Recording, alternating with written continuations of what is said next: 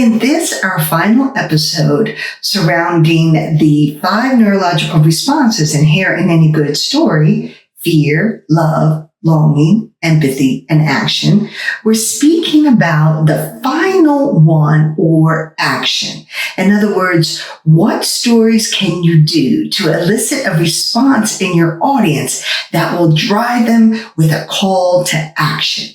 Many times when an audience member is not responding to you, or your learner is not doing the items that you've trained them to do, or let's imagine your direct report is continuing to do the same things over and over again, and they're not changing their behavior or moving to act in a different way, they might need to hear some stories that will release adrenaline or get them moving and help them get unstuck.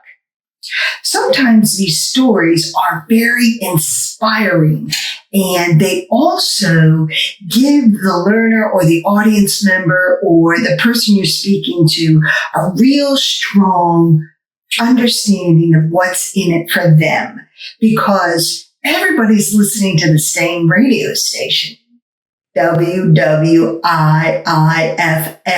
What's in it for me? So when you're telling a call to action story, or you're giving an adrenaline story, you really want to think back and design your story around what it is your audience member desires. In other words, what are you saying, and how are you speaking in a way that's going to motivate your audience to get up and get moving? I am reminded of some very inspiring talks I've heard, and I'm sure we all know the Martin Luther King "I Have a Dream" speech. That speech is so inspiring because it really highlights how he envisions a world where people act differently, where people feel differently, where people are coming together in a way that is going to drive everybody on the same page for equality. And so that is a real strong call to action and a real strong and powerful motivator for what the audience member really desires. I'm also reminded of a commencement speech that I heard and reheard just again the other day by Steve Jobs when he was giving a commencement speech at Reed College. And he told basically 3 key stories. One about how he got started as a young person being adopted. 2, how he went to college and actually dropped out. And 3, how he survived cancer.